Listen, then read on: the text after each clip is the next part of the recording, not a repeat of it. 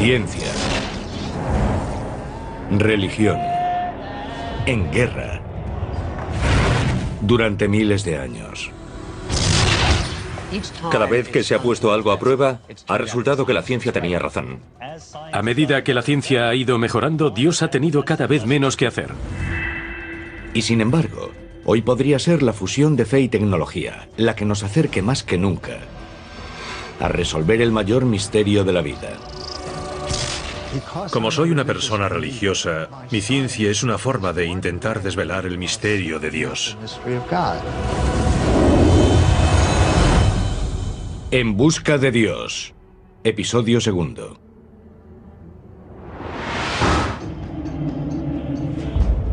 A lo largo de la historia, el ser humano se ha propuesto explicar su propia existencia. Y durante siglos, esa búsqueda le llevó a una respuesta. Dios. Los avances científicos del último siglo han suscitado dudas sobre la existencia de un ser supremo. Pero ahora, fe y ciencia empiezan a unirse para intentar resolver nuestra gran pregunta. ¿Existe Dios?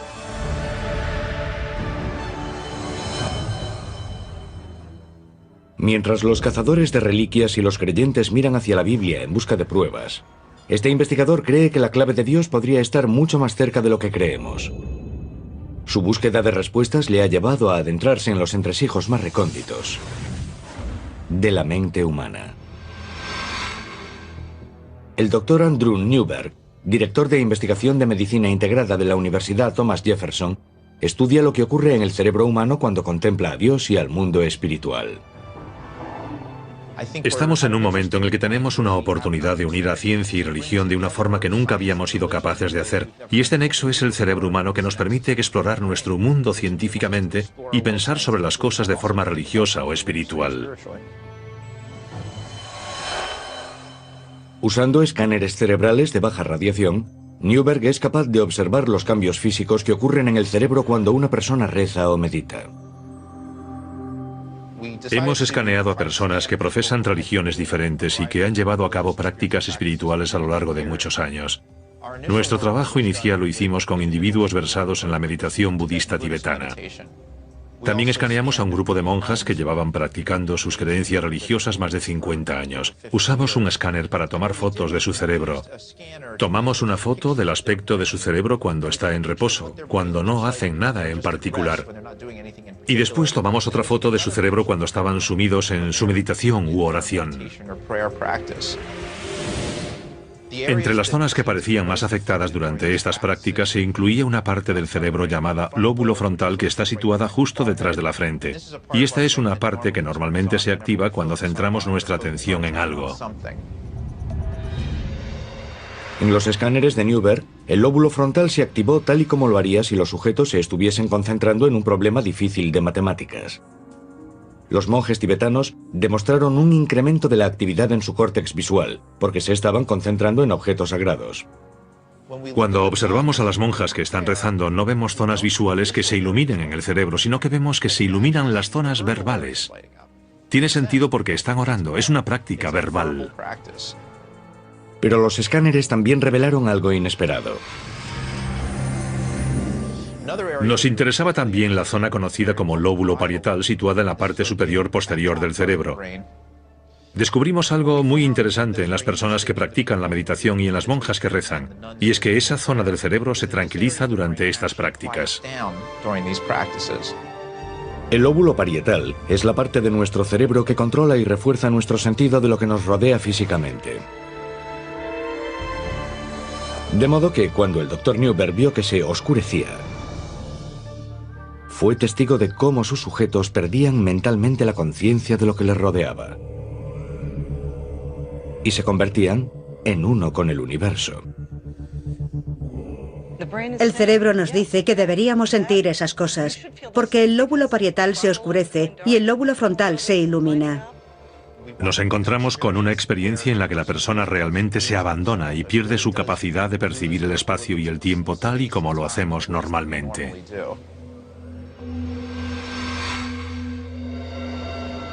¿Son estos escáneres una prueba de la existencia de Dios? Escaneé a una monja franciscana que sentía que había estado en presencia de Dios. Puedo decirle qué aspecto tiene su cerebro cuando ella siente que está en presencia de Dios. El escáner no te dice si Dios está en la habitación con ella o no. Y lo que es especialmente relevante en el contexto del programa es que es en esa experiencia donde la gente dice, he encontrado a Dios. Encuentran algo que une nuestro universo de una manera especial. Y cuando observamos nuestra realidad material, no vemos esa conexión general.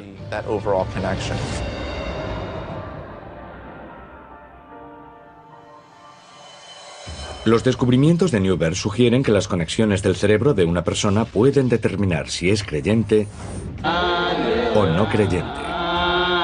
En test realizados dentro del escáner, se pidió a ateos que pensasen en Dios. Cuando observamos el cerebro del ateo que se concentraba en Dios, descubrimos que en los lóbulos frontales no había un aumento de la actividad como el que veíamos en las monjas franciscanas cuando meditaban y se concentraban en Dios. Y para nosotros eso significa, a la hora de interpretar ese descubrimiento, que un ateo realmente no capta la idea. Se pidió a sujetos no religiosos con experiencia en meditación que entrasen en un estado de trance. Los resultados revelaron que su actividad cerebral era notablemente diferente de la de las monjas o monjes en un estado trascendente similar, aunque religioso. No quieren pensar en Dios o tienen problemas para pensar en Él. Y pudiera ser que los lóbulos frontales no se activasen porque simplemente no lo comprenden. Son incapaces de retener ese concepto en su mente. No pueden concentrarse en ello con tanta profundidad como alguien que es religioso o espiritual, porque en esa circunstancia la persona realmente sí lo comprende. ¿Y esa comprensión es resultado de la fe o es la causa? ¿Hay algo incorporado en los cerebros de los fieles? ¿Hay un Dios? ¿No hay un Dios? ¿Cuál es la naturaleza real de la realidad? Cuando estamos en un sueño, actuamos como si fuese la realidad. Y cuando volvemos a nuestra realidad y despertamos, decimos, no fue real, solo fue un sueño. Cuando las personas tienen una experiencia espiritual o mística profunda, hacen más o menos lo mismo. Sienten que esa realidad representa una realidad más fundamental que nuestra realidad cotidiana. ¿Significa esto que Dios está en nuestra cabeza? ¿O podría ser el lóbulo frontal un canal hacia un poder mayor? ¿Hay algo más allá de nuestro cerebro que no captamos en los escáneres y de lo que sin embargo podemos encontrar algunas pruebas? Hacerse esa pregunta para mí es la clave, y no creo que puedas equivocarte haciéndote preguntas. Aunque la búsqueda de pruebas de la existencia del Todopoderoso en el cerebro humano continúa, otros buscan una prueba material de la presencia de Dios en la Tierra. En Etiopía, Bob Cornuke busca uno de los objetos más sagrados mencionados en la Biblia. El Arca Perdida de la Alianza, un cofre de oro que supuestamente guardaba los 10 mandamientos y que lleva desaparecido miles de años. Su recuperación y autentificación corroboraría amplios pasajes del Antiguo Testamento e incluso podría ser un conducto directo hacia Dios. Cornuke ha seguido el rastro de pistas Nilo abajo hasta su fuente, el lago Tana. Cruzaremos el lago y después un trayecto de 3 horas en barco. Las frecuentes tormentas y las aguas infestadas de cocodrilos lo convierten en un viaje peligroso. Si el arca fue traída hasta aquí por sus protectores, las defensas naturales del lago Tana podrían haber disuadido a cualquier posible enemigo. Este recóndito lugar habría sido el escondite ideal para un objeto sagrado. Este lago es muy grande y tiene algunas islas muy interesantes. Podrían ser las piezas de un rompecabezas que resolvería el misterio de dónde está el Arca de la Alianza, de a dónde ha ido. A unos 50 kilómetros de la costa se encuentra una isla prohibida. Un acantilado de más de 12 metros de altura constituye su perímetro. Un obstáculo desalentador, que podría haber protegido al arca de invasores y ladrones. Esta es la isla de Tana Kirkos, y como ven, parece una fortaleza. ¿Cómo podría alguien escalar esa pared si quisiese llegar hasta el arca y llevársela? Tana Kirkos está habitada por monjes que recelan de los extranjeros. Protegen un tesoro de objetos extraños, que podrían demostrar que el arca estuvo oculta en esta isla durante 800 años. Algunos de estos tesoros nunca han sido mostrados a extraños. Resuelto a tener acceso a esos objetos, Cornuc ya ha visitado la isla en otras ocasiones para ganarse la confianza de los monjes. Este es Abba Gabriel, un buen amigo. Está considerado un hombre santo y es venerado por miles de personas. Veremos su aldea y veremos objetos que podrían estar relacionados de manera única con el Arca de la Alianza. Las reliquias están seguras en un búnker protegido. Estamos frente a la puerta tras la cual se encuentran los tesoros. Coronas de reyes, instrumentos que, según dicen, fueron traídos desde Jerusalén junto al Arca de la Alianza. La presencia de Dios está literalmente en estos objetos. Estos frágiles instrumentos se dice que son objetos utilizados en el ritual de sangre llevado a cabo en presencia del arca como ofrenda a Dios. Cornuc tiene permiso para examinar una reliquia crucial: el Gomer, un cuenco antiguo que presuntamente se usaba para contener la sangre del animal sacrificado. Me han dicho que echaban la sangre aquí, la revolvían para que no se coagulase y la usaban para rociar con ella a los fieles, para concederles el perdón. Y rociaban esto sobre el Arca de la Alianza. Los monjes de Tana Kirkos no permitirán que los objetos salgan de la isla, lo que dificultará una autentificación científica. Pero Cornuc cree que los objetos coinciden con la descripción que se hacía en la Biblia de los instrumentos utilizados en los sacrificios rituales. No son pruebas concluyentes, pero refuerzan la teoría de que el arca viajó hasta aquí. La dificultad está en que no puede entrar nadie para decir: puedo asegurar que lo que tenéis aquí es la Biblia. Coinciden bastante bien con lo que dice la Biblia.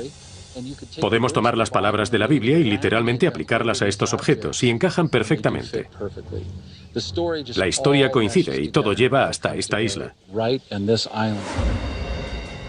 Tana Kirkos revela más pistas. Estamos sobre el acantilado. Es bastante escarpado por ambos lados. Y los Abbas me han mostrado un agujero tallado en la piedra.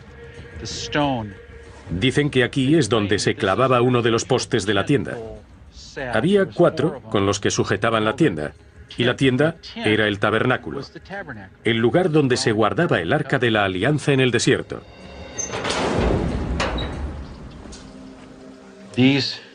Estas 2 piedras tienen otros 2 orificios. Los cortaron de un bloque de granito y los trajeron aquí, como recordatorio del tiempo en el que el Arca de la Alianza descansaba dentro del tabernáculo.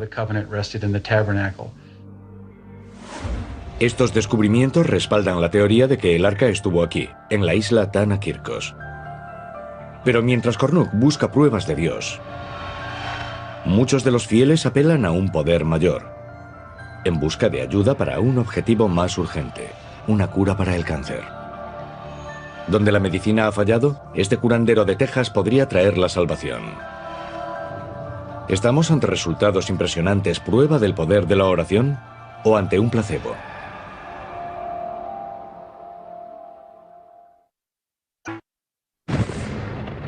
En la búsqueda mundial de pruebas de la existencia de Dios, los neurocientíficos exploran la compleja relación entre la espiritualidad y el cerebro humano. Utilizando escáneres, el neurocientífico Dr. Andrew Newberg ha observado cambios químicos en el cerebro cuando una persona reza o medita. Tras una serie de estudios, ha señalado al lóbulo frontal del cerebro como el epicentro de la experiencia religiosa y espiritual. ¿Tiene el cerebro poder para curar?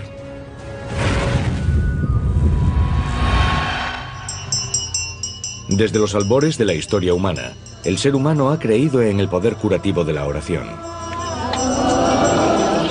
Los curanderos han existido durante siglos y se han apoyado en este fenómeno.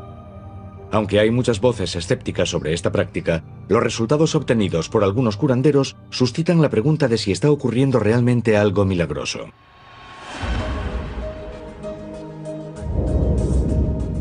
Las multitudes que se pelean porque la reciba el Dr. Issam Naimi creen que son testigos de la acción de Dios a través de la mano del hombre.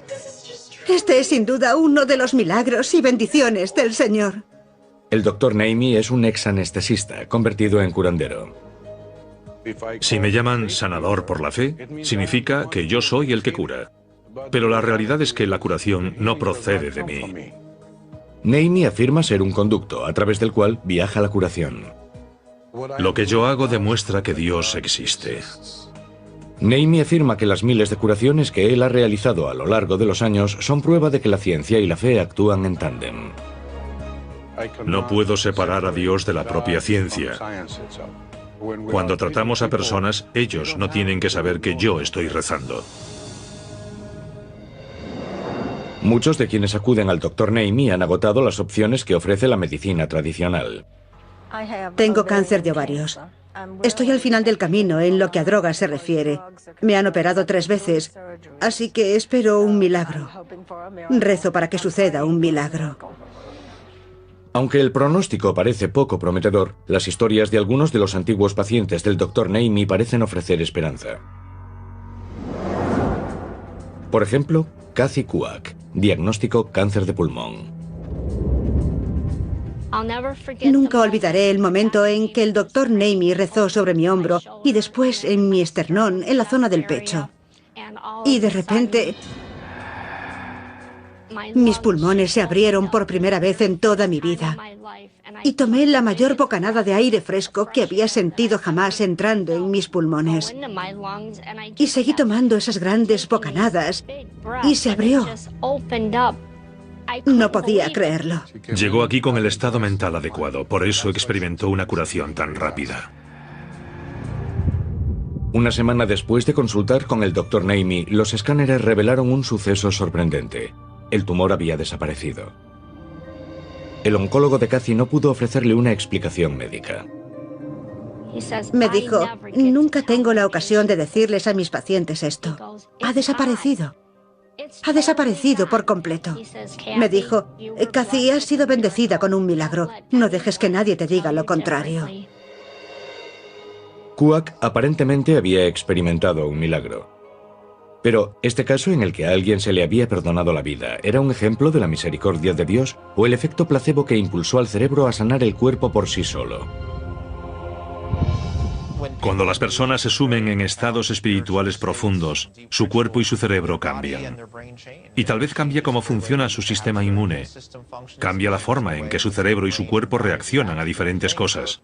Muchos científicos creen que el efecto placebo es algo falso, pero en realidad es una forma muy poderosa en la que puede funcionar nuestro cerebro y que cambia el modo de funcionar de nuestro cuerpo. Todavía no está al alcance de la ciencia la posibilidad de determinar si la cura de Kathy se debió a la gracia de Dios o a la gracia de su gen de Dios.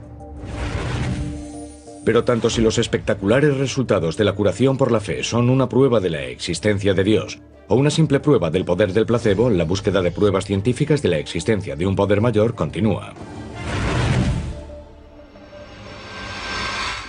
Durante siglos, expertos de todo el mundo se han lanzado a la caza de objetos religiosos perdidos.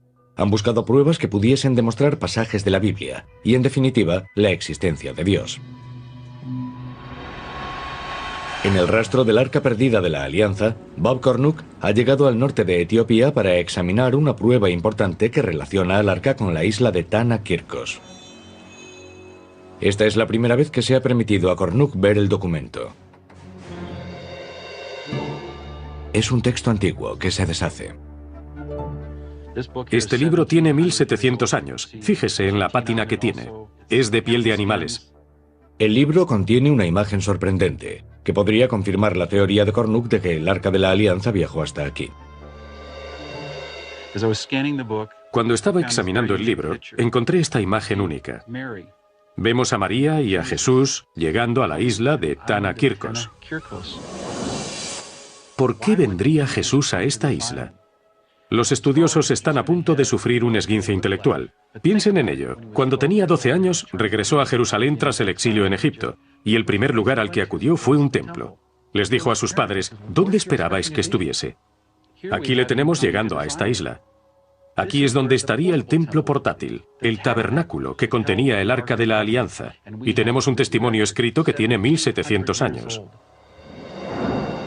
Transmitida durante generaciones, la historia oral de Tana Kirkos respalda el relato de este texto antiguo. ¿Vosotros creéis que Jesucristo estuvo aquí? 3 meses y 10 días. 3 meses y 10 días. Y estos libros hablan de eso. Sí, Santa María, Jesús. Está Santa María, Jesús, una imagen. La imagen y la historia. La historia. Sí. Esta imagen antigua podría ser un descubrimiento épico. Si Jesús viajó hasta esta isla remota, podría ser una señal de que algo tremendamente importante descansaba aquí. Mientras Cornuc se acerca un paso más al arca, otros investigadores continúan su búsqueda para demostrar la existencia de Dios dentro del cerebro humano.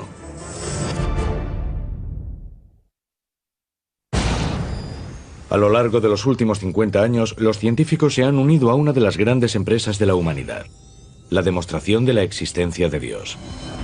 Los cosmólogos buscan pistas en los orígenes del universo y el Big Bang. Gracias a recientes avances en tecnología, los neurocientíficos buscan en las profundidades del cerebro humano. Están comenzando a explorar cómo nuestra relación con Dios podría estar determinada por nuestra química cerebral. En 1962, un alumno de doctorado de Harvard intentó un osado ensayo para estudiar si las sustancias introducidas en el cerebro alteran nuestra percepción de Dios. Fue conocido como el experimento Marsh-Chapel. El objetivo del estudio era determinar si un alucinógeno introducido en el cerebro de un sujeto devoto podría crearle la sensación de que estaba en presencia del mismísimo Dios. Se hizo en la Universidad de Harvard cuando Timothy Leary estaba allí y antes de que las drogas psicodélicas fuesen prohibidas por ley. Tomó a un grupo de estudiantes de teología, personas que ya eran creyentes y que estaban en el camino de la espiritualidad, y los dividió en 2 grupos. A un grupo le administró psilocibina, un alucinógeno muy potente. La psilocibina provoca alucinaciones al alterar la cantidad de serotonina liberada en el lóbulo frontal, el centro de control emocional del cerebro, que también se activa durante la meditación y la oración. Y al otro grupo le administró una droga de control que acaloraría a sus sujetos, pero no les haría alucinar. Y después fueron todos al servicio del Viernes Santo en la iglesia y escucharon el sermón pronunciado por un ministro muy conocido de la capilla de Harvard. Los sujetos del estudio que habían tomado el placebo dijeron que el servicio les había parecido como cualquier otro. Pero muchos que habían tomado el alucinógeno describieron una experiencia de autotrascendencia durante el sermón, la sensación de que estaban conectados directamente con Dios. Tras la experiencia, muchas semanas después, les preguntaron qué recordaban, si les había impresionado. Y resultó que las personas que habían tomado el peyote la recordaban como una experiencia tremendamente importante, transformadora, que había cambiado sus vidas. Y quienes habían tomado la droga de control afirmaban que solo había sido un sermón más. Para quienes habían tomado psilocibina, el impacto del experimento fue duradero. En un seguimiento del estudio realizado 20 años después, muchos de los sujetos seguían considerando aquella experiencia como algo profundo que había cambiado sus vidas. Algunos declaraban haber sentido que conectaban directamente con Dios. Los descubrimientos del experimento Marsh-Chapel refuerzan los resultados de los escáneres cerebrales realizados en el laboratorio del Dr. Newberg. Ambos estudios relacionan el lóbulo frontal con nuestra percepción de Dios e indican que nuestra experiencia espiritual puede intensificarse con una oración ferviente, con la meditación e incluso con drogas psicoactivas. Estas experiencias intensas inducen la ilusión de que estamos conectados con un poder superior o activan una parte del cerebro diseñada para ser un canal entre el hombre y Dios. Futuros estudios del lóbulo frontal podrían ser la clave para demostrar la existencia de Dios. A medio mundo de distancia. La búsqueda que lleva a cabo Bob Cornuc para encontrar una prueba definitiva de la presencia de Dios en la Tierra, el Arca Perdida de la Alianza, se ha convertido en un rastro de pruebas que llevan Nilo abajo, pasando por el asentamiento judío próximo a Gondar, hasta el lago Tana. Y ahora, siguiendo las pistas encontradas en Tana Kirkos y en una antigua leyenda etíope, Cornuc llega a una pequeña localidad en el norte de Etiopía.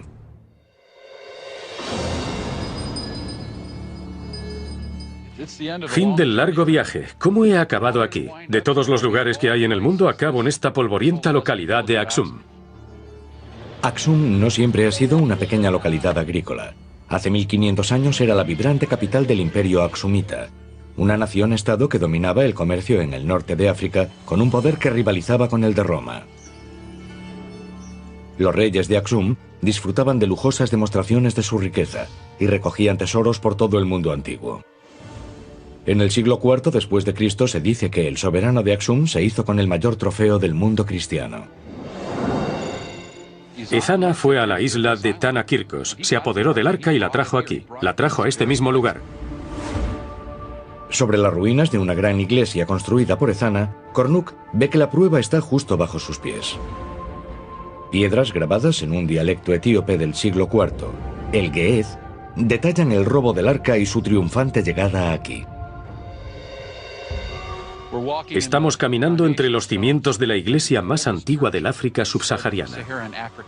Y fue aquí a donde el rey Ezana, en el siglo IV, trajo el Arca de la Alianza.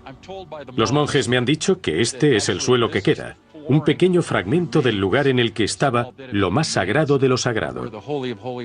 Aquí fue donde estuvo el Arca de la Alianza durante varios siglos. Las pruebas arqueológicas revelan que esta fue en otro tiempo una gran iglesia basílica, una estructura digna de albergar el objeto sagrado. Como vemos aquí, en su época, esta iglesia tuvo unos motivos preciosos junto a estos grabados. No eran solo bloques de piedra, no era una iglesia austera. Esta es una pila bautismal. Probablemente es eso, o una pila en la que los sacerdotes se aseaban antes de entrar a ver el Arca de la Alianza. La iglesia fue saqueada por los invasores musulmanes en el siglo XVI. La historia local cuenta que el arca fue rescatada por sus fieles protectores, que la ocultaron hasta que pudiese ser colocada en la iglesia de Nuestra Señora María de Sion. Cuando la iglesia fue reconstruida en 1965, se convirtió en una catedral fortificada, un búnker bien guardado para proteger algo de gran valor. Ahí es donde los etíopes afirman, y yo personalmente creo, que descansa hoy el Arca de la Alianza.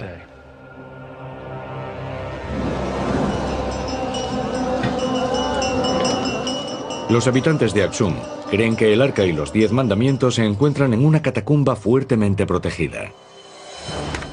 Un escuadrón de fieles entregados constituye la primera línea de defensa. Voluntarios armados con armas de asalto montan guardia en este complejo día y noche. Dice que lleva 6 años sirviendo como guardia en esta iglesia. La seguridad de este complejo es muy estricta. Aunque un intruso consiguiese superar a estos hombres armados, hay otro sistema de seguridad en el interior de la iglesia. No es solo un edificio grande con lo más sagrado entre lo sagrado al fondo. Hay una serie de pasillos que lo atraviesan como un laberinto. Se dice que los pasillos fueron construidos con hormigón y muy estrechos, con ángulos rectos, para que fuese imposible maniobrar transportando un objeto grande, como el Arca de la Alianza. Pero la mayor protección del arca podría ser su propia reputación.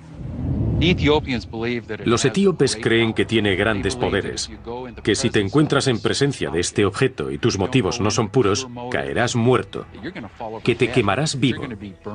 Creen que esta arca tiene poderes que no podemos ni imaginar.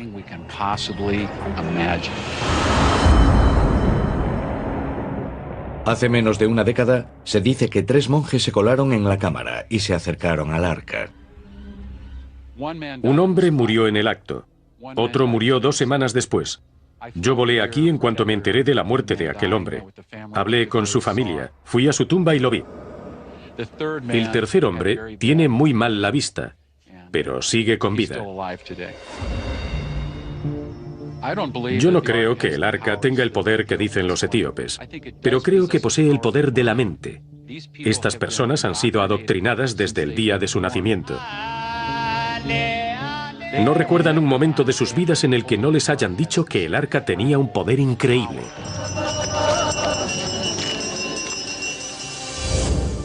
Solo hay un ser humano en todo el planeta con permiso para estar regularmente en presencia del arca. ¿Es este hombre la clave para revelar el poder de Dios en la Tierra? Desde la química del cerebro humano hasta la exploración de sistemas solares lejanos, la ciencia está desvelando nuevas pruebas en la búsqueda mundial para demostrar la existencia de Dios.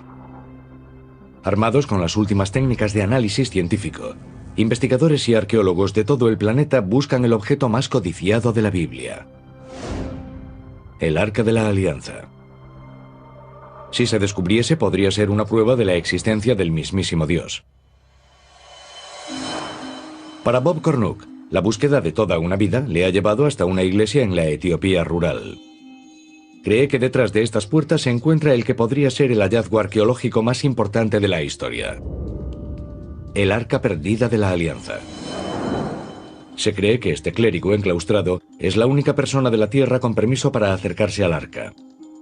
Es conocido como el Guardián. El guardián es el protector del arca. No puede marcharse nunca. Vive toda su vida atrapado entre estas vallas. Si el arca no estuviese ahí, ¿por qué tendríamos a estos guardianes durante centenares, miles de años prisioneros aquí? El Guardián raramente habla con extraños, pero hoy, tras numerosas negociaciones con los ancianos de Axum, Cornuke ha conseguido que se lo presenten. En estas poco habituales imágenes vemos cómo el Guardián habla a Cornuke a través de una pequeña verja que se encuentra en la parte posterior del complejo. ¿Su salud es lo bastante buena para venerar al arca? ¿Se encuentra bien?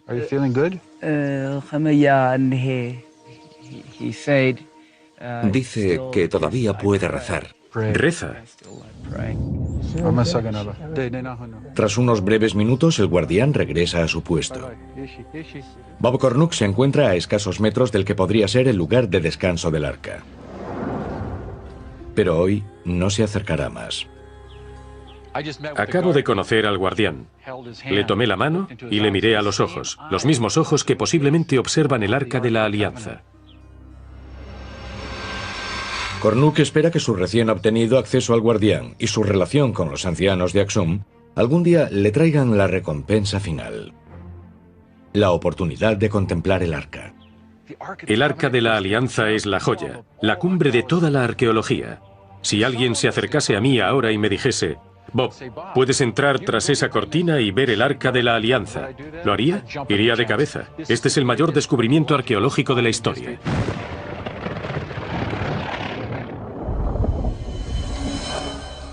La búsqueda de la prueba científica de la existencia de Dios se extiende desde los objetos más grandes del universo hasta los más pequeños.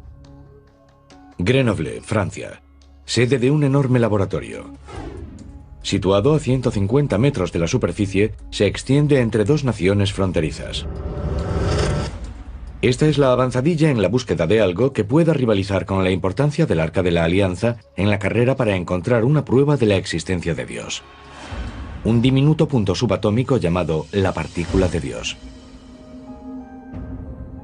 Más conocida por los físicos como el bosón de Higgs, la teórica partícula de Dios podría ser el eslabón perdido. Si se detectase, podría cambiar toda nuestra comprensión del universo y alterar tal vez para siempre el debate sobre la existencia de Dios. Las partículas son de dos tipos. Básicamente hay partículas de materia y partículas de fuerza. Las partículas de fuerza pueden acumularse unas encima de otras, y estas son las que llamamos bosones. Muchos físicos de partículas tienen la teoría de que el bosón de Higgs es la partícula no descubierta que da masa a toda la materia del universo. El bosón de Higgs es muy diferente de todas las demás partículas que conocemos. Lo que hace que sea especial es que incluso en un espacio vacío está ahí.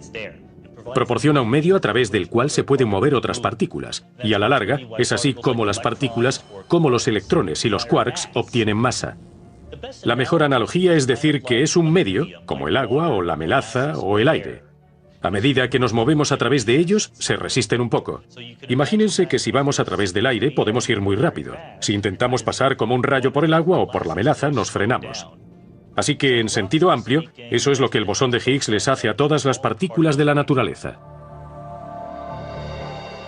Si consiguiesen localizar esta partícula de fuerza, podría ser un paso clave para desvelar los misterios del Big Bang y el origen del universo. Para estudiar las partículas subatómicas, los físicos usan aceleradores de partículas. Para buscar la partícula de Dios, los investigadores han construido el mayor del mundo: una pista oval de 27 kilómetros, conocida como el Gran Colisionador de Hadrones o LHC. Los instrumentos de que disponemos en el Gran Colisionador de Hadrones son básicamente las máquinas más complicadas y precisas que haya construido jamás un ser humano. Tomamos protones y los aceleramos muy cerca de la velocidad de la luz. Hasta el punto de que ya no importa cuál es su velocidad, lo que importa es la energía, de modo que estas partículas tienen más de 20.000 veces la energía que tendría un protón si estuviese inmóvil. Dos rayos de protones acumulan energía mientras circulan a toda velocidad en direcciones opuestas y en rumbo de colisión. Cuando chocan, el impacto resultante hace explotar a ambos en una cascada de partículas más pequeñas si cabe, incluidos diferentes tipos de bosones. Las colisiones entre los protones son tan energéticas que se produce una explosión enorme de diferentes partículas. Los protones tienen quarks y gluones en su interior. De modo que lo que realmente ocurre es que uno de los quarks o uno de los gluones de uno de los protones choca contra las partículas constituyentes del otro protón y se ve una gran ducha. La maquinaria del LHC puede detectar y medir la mayoría de diferentes tipos de partículas que se generan en estas colisiones. Y si los científicos son capaces de encontrar a esta esquiva partícula, todo cambiará. Su descubrimiento podría llevar a una denominada teoría del todo, que podría explicar el mismo momento de la creación. Si retrocedemos en el tiempo, la teoría del todo nos ayudaría a explicar, a comprender lo que ocurrió en el Big Bang.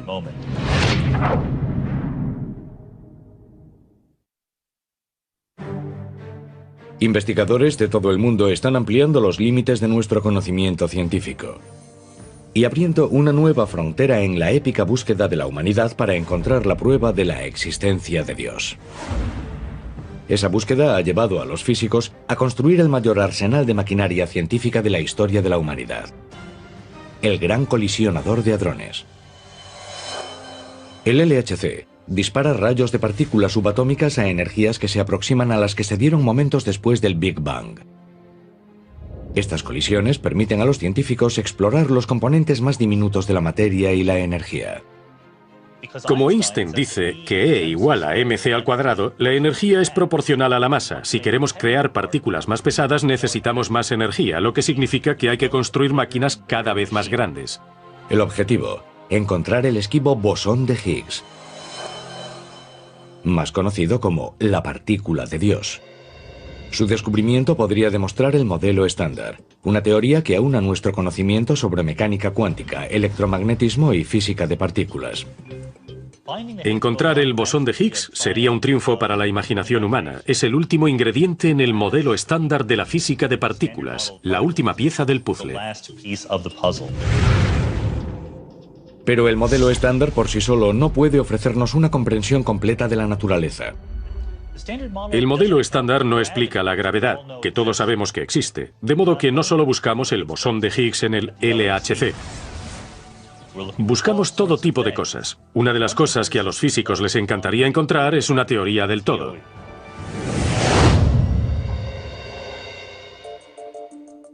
El modelo estándar es muy bueno con las fuerzas que conocemos: electromagnetismo, las fuerzas nucleares. Si pudiésemos encajar la gravedad ahí, podríamos tener todo lo que hay en el universo. Los científicos confían en que la partícula de Dios pueda ser el trampolín hacia la teoría del todo. Una única ecuación que describe todas las fuerzas fundamentales de la naturaleza. Gravedad, responsable de la evolución de las estrellas y galaxias. Fuerzas nucleares, responsables de unir toda la materia.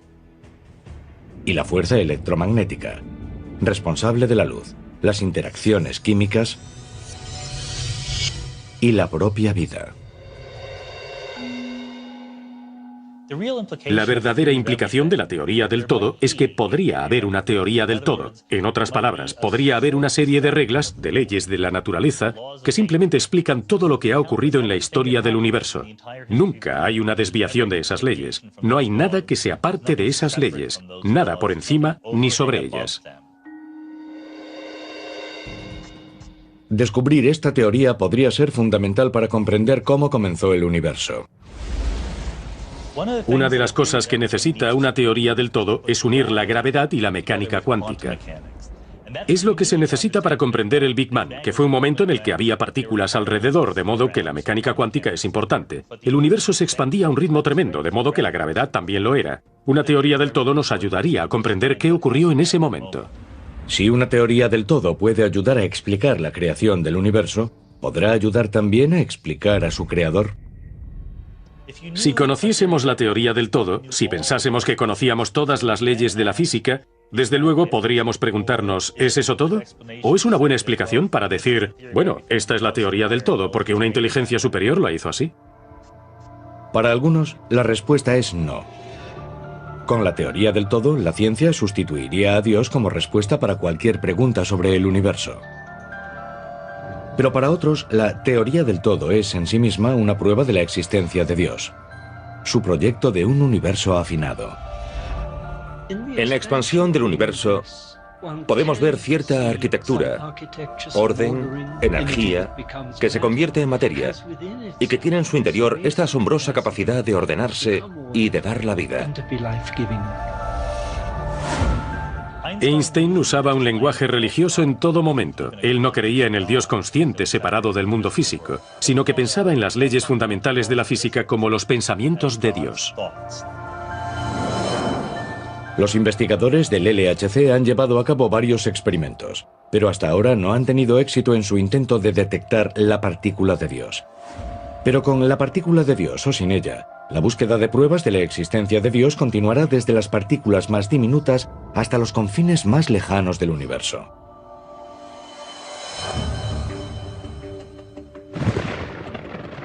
Desde el Arca de la Alianza hasta el proyecto de Dios para el universo, la búsqueda de la prueba de Dios es una empresa que está en marcha. ¿Puede demostrar la ciencia la existencia de Dios? Ahora mismo no. Pero creo que la única forma en que demostraremos si Dios existe o no, no es solo a través de la ciencia, sino de las perspectivas religiosas y espirituales, y desde una perspectiva científica empírica. Pero la propia búsqueda, la persecución de una prueba cuantificable de la existencia del Creador, es una faceta que define la experiencia humana. Puede que sea la pregunta más importante de la vida. ¿Existe un Dios? Porque cambiaría nuestra forma de vivir. De modo que hay que buscar una prueba de ello. ¿Es este el lugar en el que la ciencia encontrará finalmente la prueba que demuestre la existencia de Dios? ¿O este? El siguiente gran paso al frente hacia nuestra comprensión de un poder mayor, si es que éste existe, podría llegar en cualquier parte en cualquier momento. Pero aunque la ciencia se esfuerza cada vez más por demostrar la existencia de Dios o negarla, algunos se preguntan, ¿cuánto queremos saber de verdad? El Dios de los vacíos, el Dios que explica lo inexplicable, se ha vuelto cada vez más y más pequeño. ¿Qué elegimos creer? ¿Que este mundo material es todo lo que hay y que la ciencia puede explicarlo todo? Bien. Es un dilema al que se enfrenta hasta el más pragmático de los científicos. Yo no creo que la ciencia por sí sola nos dé un propósito y un significado. No nos dice lo que está bien y lo que está mal. Pero si queremos saber lo que está bien y lo que está mal, es importante basar esa discusión en el mundo real. Y si el mundo real no tiene Dios en él, entonces el propósito y el significado tendrán que venir de otra parte. Sin embargo, a medida que la búsqueda de Dios avanza, inspira a estudiosos y científicos que ven su trabajo como la posibilidad de estrechar la distancia que sigue separando a fe de realidad. Yo diría que las personas que miran al mundo solo como científicos son personas que miran a través de un ojo, como un telescopio. Pero los que miramos también a través del ojo de la fe, miramos a través de dos ojos y tenemos una visión mucho más amplia, más rica, más tridimensional del mundo.